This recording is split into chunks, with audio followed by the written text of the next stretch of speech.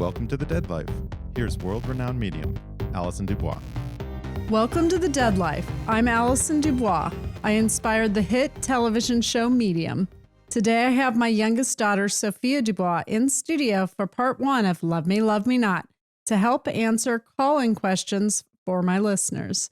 Sophia brings an intuitive perspective from a Gen Z point of view, and I bring an intuitive perspective from Generation X. Either way, we're here to help my listeners who are struggling with deep emotional confusion around life after death.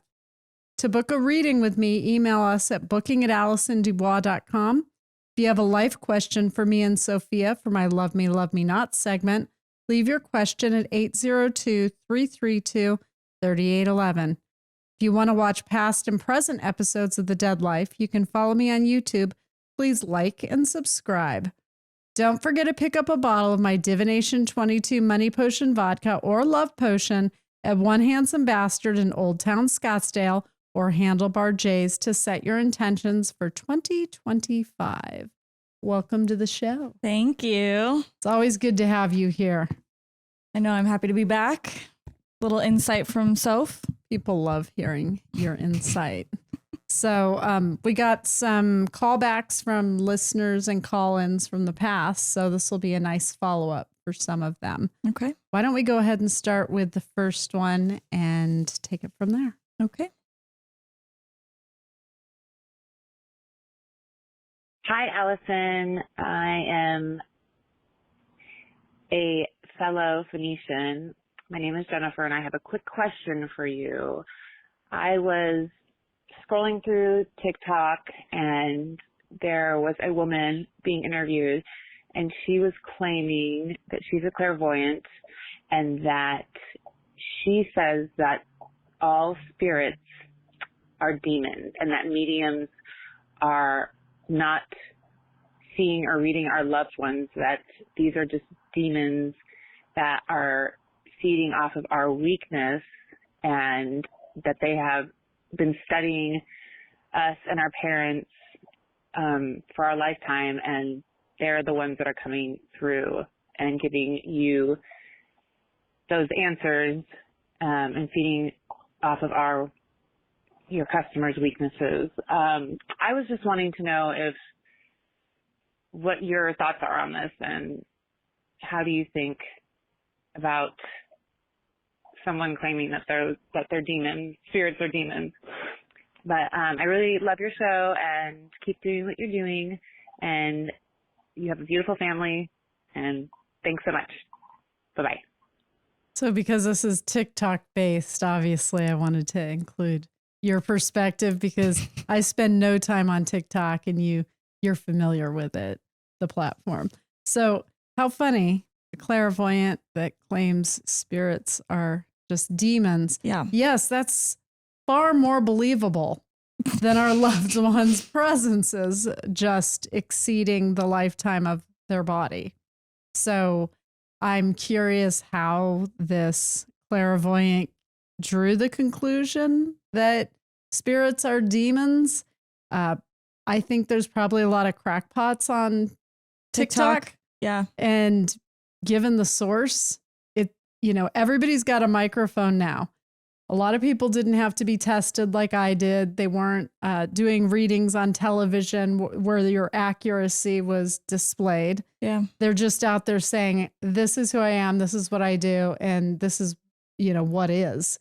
And I would say take that with a grain of salt because she sounds like a crackpot to me. She obviously doesn't know what she's talking about. If she calls herself a clairvoyant, does she consider herself more of a psychic and not a medium? Like, I don't really know. But even if she was, she's not a good one. And it sounds like she has a dark side if everything's going back to demons for her. Well, that's what I'm saying is, first of all, TikTok. I don't know if this was like one of those street interviews you saw, because I see a lot of those on TikTok, or it's just like a random person, or if this was set up from her. But like you're saying, if she calls herself a clairvoyant, but she only sees demons, because obviously she's saying she can talk to them and see them. Mm-hmm. Well, that's interesting. Yeah. Okay, so now is she saying that she's evil too. Like, you know what I mean? Like if she can only see demons, but then there's all these mediums out there that are bringing through loved ones and Right. they have accurate, depictions and details. There's something wrong with this girl. I agree. When I do readings, dark information and anything demonic is not mentioned in readings. Yeah. The other side is light, and it's us being free of our wounds and flaws and mistakes that we made in the physical world. It sounds like she doesn't know what she's talking about, so she spins it into talking about demons because nobody can verify, prove, or substantiate Yeah. that they are demons or aren't demons. So there's some people that are out there that are just saying things that can't be tracked. Yeah. And people are out there bored, apparently. Watch these people. So Jennifer, find a more reliable source. Oh, that's why she's here. That's I get it. It's unfortunate. Tom McMullen, for those of you who listen to the show, is my resident astrologer. And you've pulled up TikToks before of astrologers that are like 20 on TikTok yeah. that don't know what the hell they're talking about. And Yeah. we laugh our asses off. So I'm just saying, if somebody's an actual medium, they would hear this person and things that they say and know that this is an individual that's got issues Yeah. who is going down a dark path. People who specifically talk about demons at length tend to have dark energy themselves, which is why this is what rules their mind. Okay. And why they, it's a way of explaining things away. Maybe why she can't do readings, maybe why she can't do mediumship readings, because Or why she's not accurate or yeah, getting details. because Yeah. they're all demons trying to misguide us, right? Yeah. So it sounds like an excuse and a way to get attention. That would be Yeah. my take on that. And I'm really sorry that those people are out there. It was hard enough 20 years ago.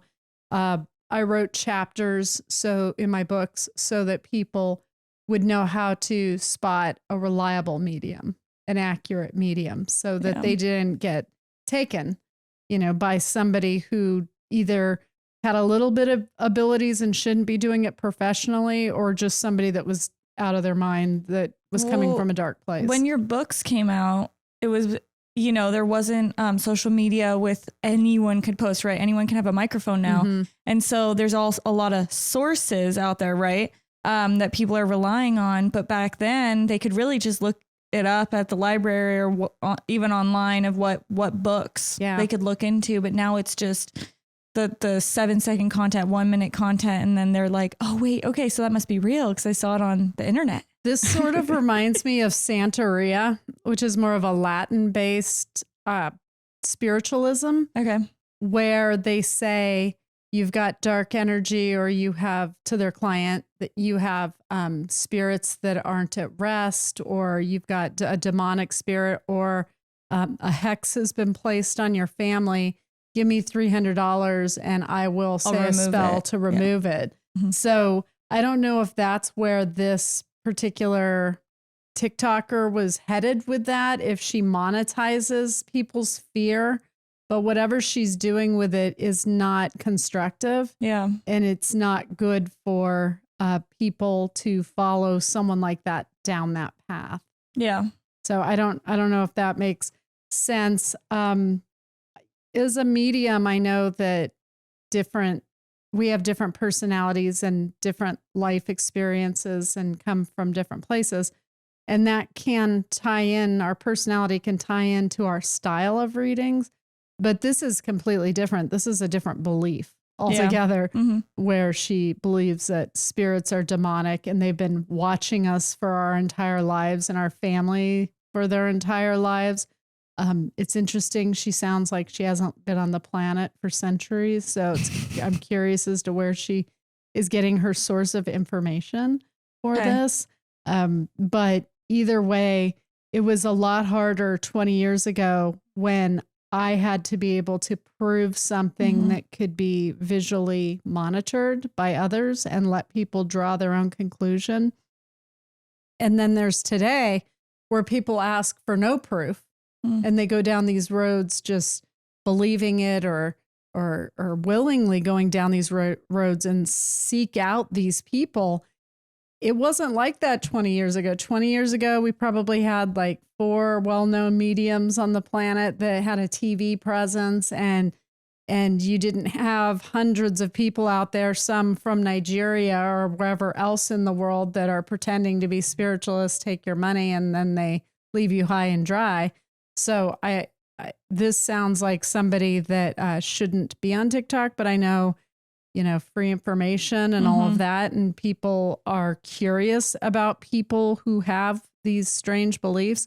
I think it's pretty universal now that people believe that there is life after death and that our loved ones are around us. And that comes from a constructive, positive place in knowing that we matter to them and that they continue to be part of our life. What this woman was talking about serves no one. Yeah. So let's go to question 2. Okay. Hi, Allison. My name is Loretta. I had a reading with you last September, and you did let me know that Mom was going to be leaving this world in the early part of 2025, and she did pass away in February. So I appreciated that heads up, and I was able to plan for it, at least emotionally. And I did get, a message from my dad before she passed that in the dream that I had, they were packing to go on a trip to Hawaii. They'd never been to Hawaii. I'd actually taken Mom to Hawaii myself, but I was packing too. And then my dad says, well, no, you can't come with us. And so when I woke up, I knew that she was going to be leaving, and that was the Wednesday before she passed. And I knew I needed to get to her, and so I was able to land and be there to spend the last 3.5 hours with her. The question I have is, the night that Mom passed, I have, since she's passed, it's been a couple of weeks now, about a month actually, I've been experiencing physical reactions that I've never had before. And so Mom had, what started her process was she fell in December around Christmas time and broke her right hip. At her death bed, I was sitting on the right-hand side, and I had my hand on her leg. She wasn't able to speak at that time, but I played music for her. I knew she could hear all the things, and I never left anything unsaid, and she didn't either between us, so I feel good with that. But it's this physical manifestation of pain that I'm wondering about. Like, at first I thought, oh my God, do I have a blood clot? Because, I was on the plane, I was taking aspirin. I've been to the doctor, and then they don't find anything wrong with me. And so I'm just wondering how grief or why grief would manifest physically. I know that I have been crying, but I also know that there's some tears yet that I still have to shed. Okay, that's my question, and also just as everyone I think that's called in, I just want to give you and your family a lot of blessings and to thank you for everything that you do for us. What a sweetheart. I know. Everybody likes Loretta. We agree. Everybody knows she's telling the truth. No, Loretta was great. And thank you for sending your well wishes out to the other call-ins. I think that's very sweet. I'm glad I was able to give her a heads up on her mom's passing so that she could mentally prepare. And I always tell my clients that in readings, this isn't a bad thing. This is to prepare you for something that will be mentally and emotionally draining. Yeah. And that's the reason it helps to know ahead of time when somebody's going to pass and what that window is. So I'm glad that helped. The dream where Dad was helping Mom pack. I love like that. I was going to say, I love that. It's so symbolic of that he was saying, I'm going to have Mom with me. She won't be alone. And I'm taking her so that Loretta knew that her mom would be okay. But also you can't go with us. It's not your time yet. Right. Mm-hmm. So I love that. It was a straightforward prediction and giving her that information. Also, she was communicating with her dad in those moments, even though it was more visual. Experiencing the physical reactions can, and I know that my healer friends would be aware of this, they can manifest from grief. You can start having some physical reactions to loss. And Diane Goldner could probably explain more specifically in how it affects different parts of your body depending on what you're grieving. However, I also know that when people pass and they pass of illness or they feel like their body's broken, sometimes after they cross, they'll make us feel things, and it's how they communicate with me too, so that I understand how they died, like what it felt like, what they felt like at the moment they were passing, when they were crossing. So her mom may be communicating through those feelings that the daughter has, and so those feelings may be very temporary of what was hurting her, or saying, baby, I hurt all over, I didn't feel good, and it's a good thing that I was able to let go. It was my time. I wasn't going to get better. So having a temporary physical reaction can happen when they are trying to communicate to you how they felt at that time, so that you know that they're better off now not having to feel those symptoms anymore. Her mom may be doing that once Loretta acknowledges it and says, Mom, I know, I'm just saying, this is me spitballing.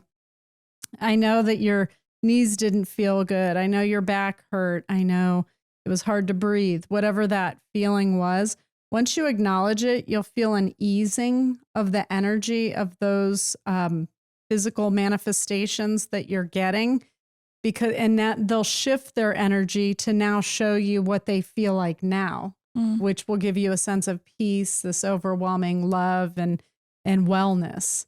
And so sometimes they communicate it briefly until you acknowledge them and that that's how they felt, so that they can now show you how they feel in the present. It's like a calling card. Yeah. I've had a guy who was shot in the back, and I felt the impact and, lost my breath before. And that's how they'll communicate that. Once I acknowledged the young man that was killed and how he was killed and how I was sorry that nobody grieved him, how people weren't there loving him through his life, how he had a hard life, everything eased up. But it's how they communicate, this is me, thinking you'll know it's them through those specific types of pains that they communicated to you.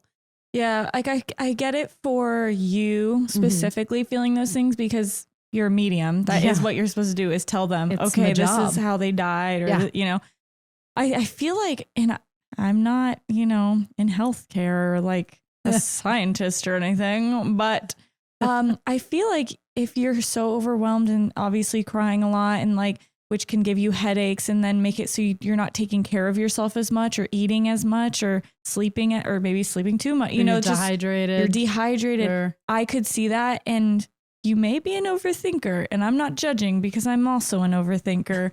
So you might be feeling something that you've already had before, but you're just thinking so much about it because your mom did just pass away. So now which is actually a good thing that She might be more aware. She's more aware. And now you're wanting to take care of yourself and live a long and happy life. Right. Which is good that you're going to the doctor and getting it checked out and everything.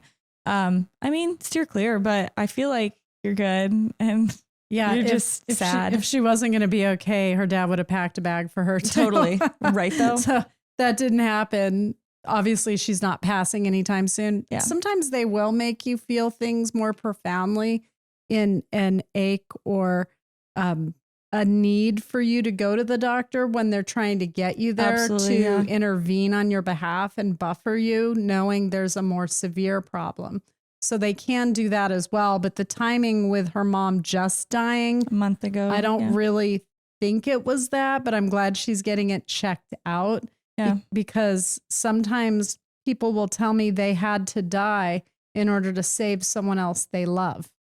And that could be her communicating I could see that. this unwellness. Just to get her Right. to the doctor. To get her to the doctor or to get her checked out. If it turns out that there was nothing wrong, then that wasn't the case. Yeah. So we could eliminate that. Sometimes people will just take on, because like you said, she's not eating, not drinking, and she's grieving. And we don't realize that stress depletes our body so heavily. Yeah. And that's what I'm thinking it is. Yeah. It's so underestimated what stress does to our system. It short circuits us. So it can be that. For me, it's when they're communicating how they felt. Well, and the reason why it said she was an overthinker was because she was thinking back to having aspirin on her flight, and that could cause a blood clot. And I was like, well, okay, let's tune, Doesn't that thin your blood though? Yeah. But if it thins your blood, wouldn't it not be likely to clot? Well, that's why I called her an overthinker. Okay. I know I have a lot of nurses as clients. You can email me and let me know if that's right. Because I think they give you the blood thinners so you don't clot. But anyways, yeah, she's worried. And when somebody dies, it makes you more paranoid of your own death. Yeah. Your own health, your own death. And so it's heavy on her mind, the energy of the funeral and making arrangements and life after death, even her parents being together. So because it's so present on her mind, she may be slightly overreaching on the ailments that she's feeling or the dis-ease that she's feeling, that unsettled nature that she seems to be in. So yeah, I think that answers that. So thank you, Loretta. Let's go on to caller 3. Okay. Hey, Allison, it's Noah again. Always love to hear what you have to say. Love your shows. So my question today is, when I guess I'm such a sucker in a way. My mom is 99 right now, and she is not dead yet, but she is on her way. And I'm just mourning like crazy. It's hard for me to be normal right now. I know she's 99. She lived a long life. I'm a mama's girl. But I'm 8 hours away. And how do I tap in when it's time and she is leaving this realm? Can I actually walk with her to meet the relatives and come back? Is there a way for me to do it from far away? Hopefully you could answer that question, Allison. Thank you so much. Bye. So I just thought this was an interesting question. Yeah. And obviously she is a mama's girl and she may feel like she needs to be with her mom more than her mom feels like she needs that company as well. Yeah. So that's a very specific place to try and be in. It seems as though when they pass, they do see their relatives and loved ones. It seems like kind of a private moment. The only time I've heard anybody say they've witnessed seeing not only the mother, but other relatives that were present is near-death experiences where everybody comes and says, you've got to go back. Mm-hmm. And they can see them all together, or a medium that brings them all through, but not the moment that they're having that crossover. So I found that very interesting. Well, especially since, it's not your time yet. So for you to, of course you want to walk your mom to the gates of heaven and see your, dead relatives. I would too. But it's not like taking them to the airport. I was going to say, but it's also not your moment. Like it's for it's not her her moment. to have this realization of, oh, okay, I'm crossing and being at peace with that.